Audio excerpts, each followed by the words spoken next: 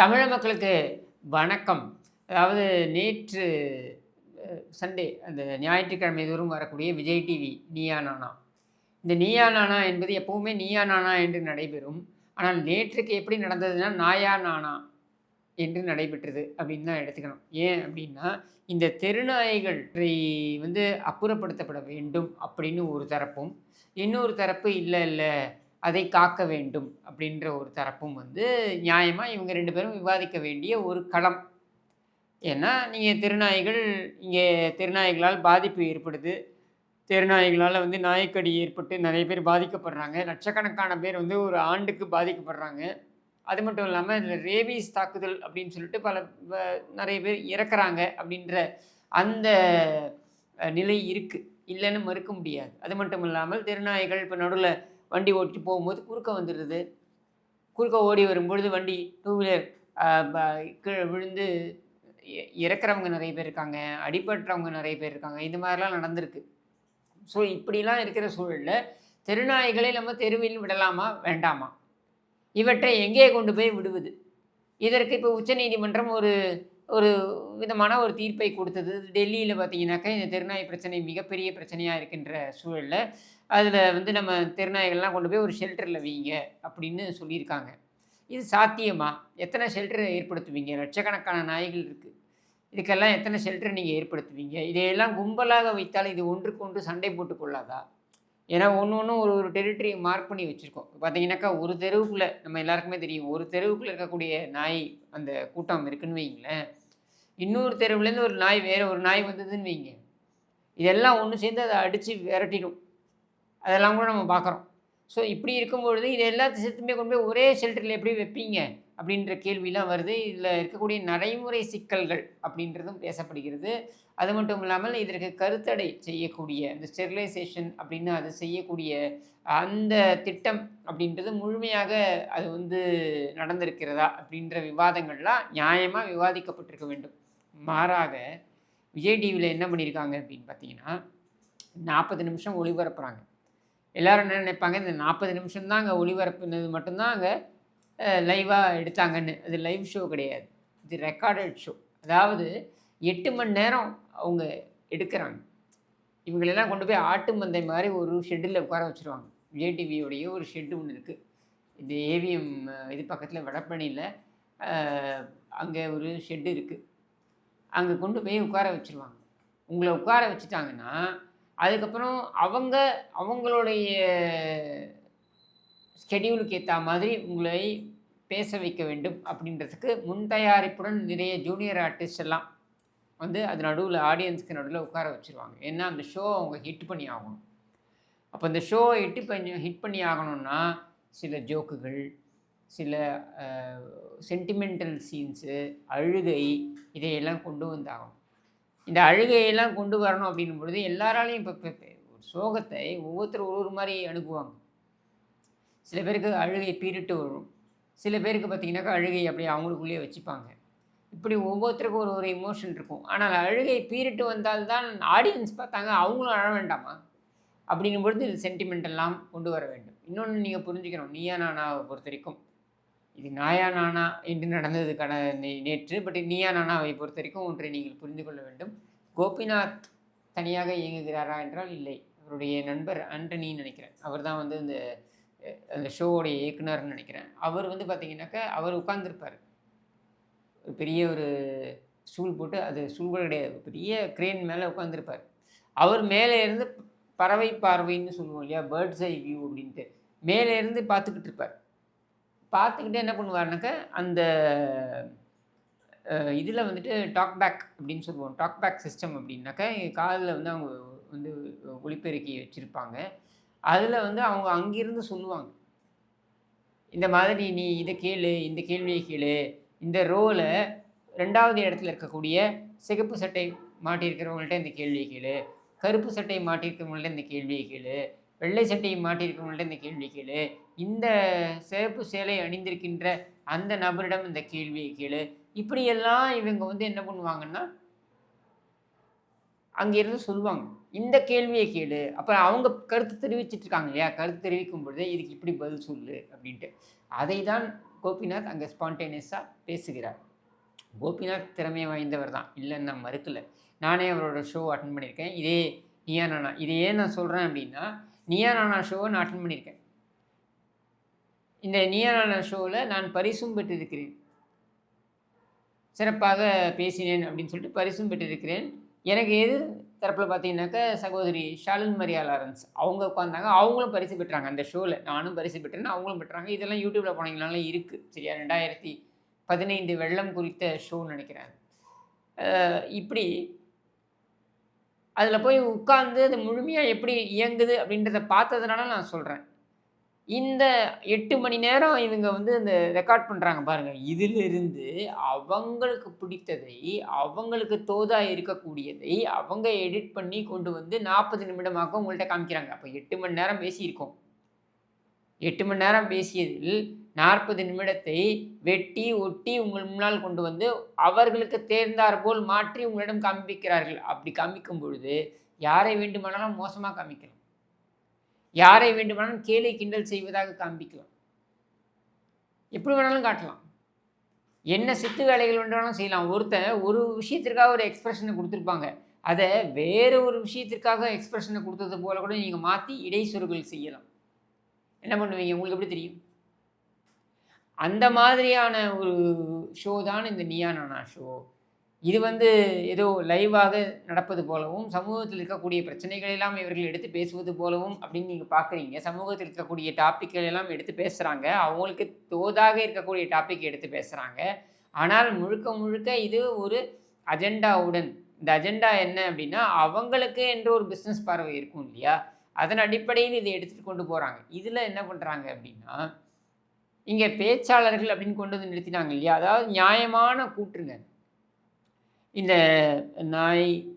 தெருநாய்கள் கடியினால் பாதிக்கப்பட்ட குடும்பங்கள், அதை பாதிக்கப்பட்ட குடும்பங்களில் அதனால் நிறைய பேர் கடியில் வந்து இறந்து போயிருப்பாங்க, குழந்தைங்க இறந்து போயிருக்கும்,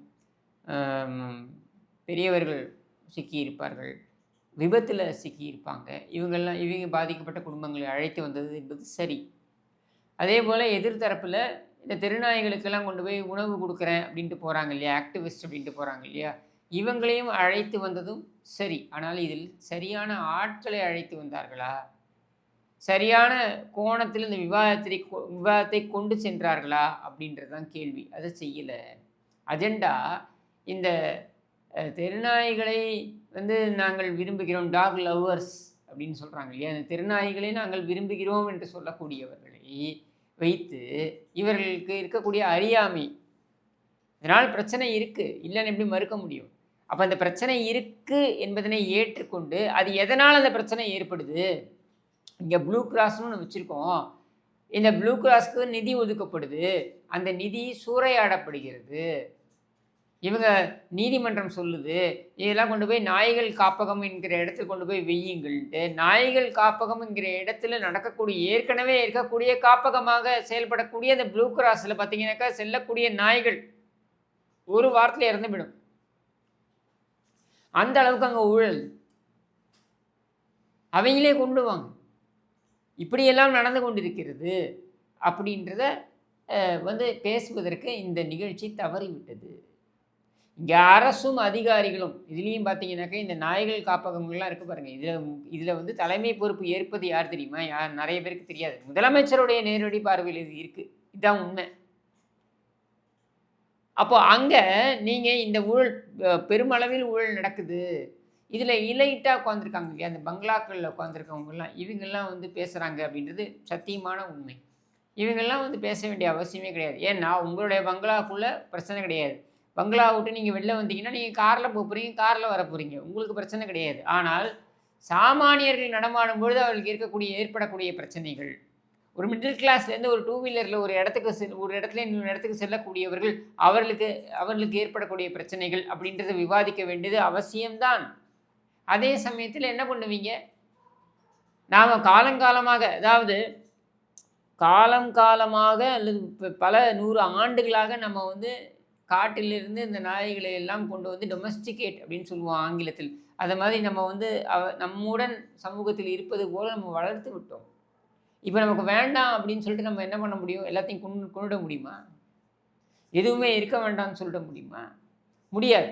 அப்போது இதற்கு ஒரு மிடில் பாத் அப்படின்னு சொல்லுவோம். அதாவது இதற்கு ஒரு ஒரு நடுநிலையான ஒரு பார்வையை நம்ம கொண்டு வந்தாக வேண்டும். இதற்கு ஒரு தீர்வை காண வேண்டும். இதனால் இனிமேல் பாதிப்புகள் ஏற்படக்கூடாது. அதாவது ரேபீஸ் இந்த வந்த நாய் கடித்து ஒரு குழந்தையோ இல்லை ஒருவரோ இறப்பது என்பது நடக்கக்கூடாது. அது எந்த அளவுக்கு குறைக்கப்பட வேண்டுமோ அந்த அளவுக்கு குறைக்கப்பட வேண்டும். அதே போல் இந்த நாய்களை இன்னைக்கு அவர் வில்லன் மாதிரி கொண்டு போய் சித்தரிப்பது, அந்த நாய்கள் பிரியர்களாக இருக்கக்கூடியவர்களை வில்லன்கள் போல சித்தரிப்பது, இதுவும் இருக்கக்கூடாது. ஏன்னா இந்த இலைட்டாக இருக்காங்க பாருங்கள், இந்த பங்களாக்களில் இருக்கவங்க இவங்க மட்டும் கிடையாதுங்க. சாதாரண ஓலை குடிசையில் இருப்பவர்கள் கூட பக்கத்தில் இருக்கக்கூடிய ஒரு நாயை வளர்த்து வச்சுருப்பாங்க. அது ஏதோ அவங்க கூட இருக்கும். சரியா? இப்படியான ஒரு பார்வை கொண்ட ஒரு சமூகம் தான் நம்ம சமூகம். இந்த சமூகத்தில் ஒரு நடுநிலையை நோக்கி பயணிப்பது தான் ஒரு ஆக்கப்பூர்வமான ஆரோக்கியமான ஊடகத்திற்கான வேலை. அதுதான் அந்த ஊடகம் செய்திருக்க வேண்டும். அதை விடுத்து ஆக ஒரு குழந்தையை இழந்திருக்கிறார் ஒரு தந்தை. அவர் கொதிப்பில் இருப்பார், ஒரு கோபத்தில் இருப்பார். நாசமாக போனோண்டா நீங்கள் எல்லாரும் தான் அவர் சொல்லுவார். இப்போ உதாரணத்திற்கு பார்த்தீங்கன்னாக்க ஒரு நபர், ஒரு இளைஞர் தாம்பரத்தில் வண்டி பார்க் பண்ணுறாருங்க. டூ வீலரை பார்க் பண்ணுறாரு. டூ வீலரை பார்க் பண்ணிட்டு அப்படி போகிறாரு. இந்த பக்கம் இறங்கி கடைக்குள்ளே போகிறாரு. அந்த பக்கம் பார்த்தீங்கன்னா டிரான்ஸ்ஃபார்மர் பக்கத்தில் பார்த்தீங்கன்னா எல்லா ஒயரும் சுற்றி இருக்குது. இது ஏர்டெல் ஒயரு, ஜியோ ஒயரு, அதை தவிர்த்து இபி ஒயரு, இத்தனையும் சுற்றி இருக்குது. இந்த ஒயரில் ஏதோ ஒன்று ஷார்ட் சர்க்யூட் ஆகிருக்கு. அவர் மேலே படுது, அப்படியே விழுந்து இறந்து போகிறாரு. இப்போ அந்த குடும்பத்தை கூப்பிட்டு கேட்டிங்கன்னா அவங்க என்ன சொல்லுவாங்க? ஏங்க இந்த மாதிரி இந்த மாதிரி கம்பங்களை நட்டு வச்சு நாசம் பண்ணுறீங்க எங்களை அப்படின்ட்டு. இப்போ அதுக்கு என்ன பண்ணலாம்? எல்லா கம்பங்களையும் அகற்றிட முடியுமா? முடியாது. ஸோ அவங்களுடைய எமோஷன்ஸை நம்ம முழுமையாக உள்வாங்கி கொள்ள வேண்டும். அவர்களுக்கு நம்மளுடைய அனுதாபத்தை கொடுத்தே ஆக வேண்டும். அதில் ஒன்றும் மாற்றுக்கிறதே கிடையாது. நம்முடைய இதயபூர்வமான கண்டலன்ஸ் அப்படின்னு சொல்லக்கூடிய அந்த அனுதாபத்தை அவர்களுக்கு வழங்குகின்ற அதே தருணத்தில் எல்லா நாளையும் நீங்கள் எப்படி கொண்டு போய் அப்புறப்படுத்துவீங்க? இது எப்படி சாத்தியம்? நடைமுறைக்கு ஒத்து வருமா? அப்போது இங்கே தீர்வு என்ன? தீர்வு கருத்தடை அப்படின்றதுக்கு ஒரு நிதி ஒதுக்கப்படுது. அதை ஒழுங்காக பண்ணுறாங்களா இவங்க? அரசாங்கம் செய்யறதில்லை. அதிகாரிகள் ஒழுங்காக பண்ணுறாங்களா, செயல்படுறாங்களா? செய்யறதில்லை. அடுத்து கார்ப்பரேஷனுக்கு என்று சில பொறுப்புகள் இருக்குது. அதை இந்த கார்ப்பரேஷன் ஒழுங்காக செய்யுதா? அதை செய்யறதில்லை. இதையெல்லாம் செய்யாமல் நாயா நானா அப்படின்னு கொண்டு போய் நீங்கள் வச்சுக்கிட்டு அதில் அவங்கள பார்த்து நீங்கள் நாய்க்காக கவலைப்படுவீங்க, மனிதர்களுக்காக கவலைப்பட மாட்டீங்களான்னு கேட்குறது எவ்வளவு கேவலம்! இதை கோபிநாத் போன்ற ஒருவர் செய்வது மிக மிக கேவலம். ஏன்னா ஒரு பழுத்த ஒரு மீடியா பர்சனாலிட்டி அவராக இப்படி நடந்துக்கிறார். ரொம்ப உள்ளபடியே வருத்தப்படுறேன் நான் இதை பார்த்து. அது மட்டும் இல்லாமல் வடவா கோபி போன்ற நபர்களை அழைத்து, அதுவும் நீங்கள் கூப்பிடுறீங்க, அவங்க வரல, அவங்களா வரல, நீங்கள் வலியுறுத்தி நீங்கள் வந்தே ஆகணும்னு கூப்பிட்டு டாப்பிக்கை கூட முதல்ல சொல்லாமல் அதுக்கப்புறம் வரவழைச்சிட்டு அப்புறம் டாப்பிக்கை சொல்லி அவரை உட்கார வச்சு நீங்களா அவர் சொன்னதுலேருந்து நிறைய விஷயங்கள் உங்களுக்கு தோதாக இருக்கக்கூடிய விஷயங்களை மட்டும் வெட்டி ஒட்டி எடிட் பண்ணி போட்டு அவரை ஒரு வில்லன் மாதிரி கொண்டு போகிறீங்க. அவரை சோஷியல் மீடியா முழுக்க பார்த்தீங்கன்னாக்கா அவரை அசிங்கமாக பேசுகிறாங்க. அவர் ஒரு மன உளைச்சலுக்குள்ளே தட்டுறாங்க. நான் சொல்கிறேன், இன்றைக்கி படவா கோபி என்பவர் தன்னுடைய ஒரே குழந்தையை இழந்து விட்டார். அதை இழந்து விட்ட மன உளைச்சலிலிருந்து வெளியில் வரத்துக்கே அவருக்கு பல நாட்கள் தேவைப்பட்டது. ரொம்ப டிப்ரெஷனில் போயிட்டார். அதுக்கப்புறம் அவர் ஒரு அறக்கட்டளையை ஆரம்பிக்கிறார். இந்த அறக்கட்டளையின் மூலம் பார்த்திங்கனாக்கா நிறைய ஏழை எளிய மக்களுக்கு அவர் தன்னாலான உதவிகளை செஞ்சிட்ருக்கார். அப்படிப்பட்ட ஒரு மனிதரை திரும்பியும் மன உளைச்சலுக்கு கொண்டு போகிற மாதிரி அவர் சொன்னது, சொல்லாதது, வேறு ஏதோ ஒரு கான்டெக்ஸ்ட்டில் சொன்னது எல்லாத்தையும் கொண்டு போய் அங்கே அவரை வில்லன் மாதிரி காமிச்சு உங்களுக்கு என்ன சாதிக்க போகிறீங்க? இதில் ஒரு டிஆர்பி இதில் ஒரு வருமானம் இது ஒரு பொழப்பா? இதை விஜய் டிவி தொடர்ந்து செய்து கொண்டிருக்கிறது. நான் படவா கோபிங்கிற ஒரு நபரை சொல்கிறேன். இது மாதிரி எத்தனை பேருடைய லைஃப்பில் நீங்கள் விளையாடுறீங்க?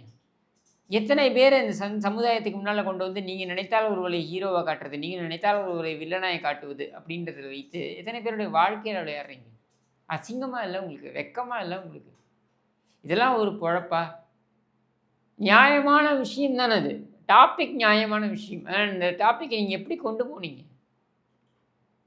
நாய்களை விரும்புபவர்கள், நாய்களை விற்பவர்கள், இப்படியா கொண்டு போவீங்க? தெருநாய்கள் இங்கே கட்டுப்பாடின்றி செயல்படுகின்றன அப்படின்ற ஒரு தலைப்பு. இதை கட்டுப்பாட்டுக்குள் கொண்டு வருவது எப்படி? இதற்கு உச்சநீதிமன்றம் சில வழிகாட்டு முறைகளை காட்டியிருக்கிறது. இதன்படி செயல்பட வேண்டுமா? உச்சநீதிமன்றம் சொல்வது சாத்தியமா? இப்படின்றதான விவாதமாக இருக்கணும். அதை விட்டுவிட்டு குழந்தையா நாயா இப்படியா ஒரு விவாதத்தை கொண்டு போவீங்க? அப்படி அவங்க சொல்லவே இல்லை. அவங்களுக்கு சொல்ல தெரியல. சொல்ல தெரியாத நபர்களை கொண்டு வந்து உட்கார வைக்கிறீங்க நீங்கள்.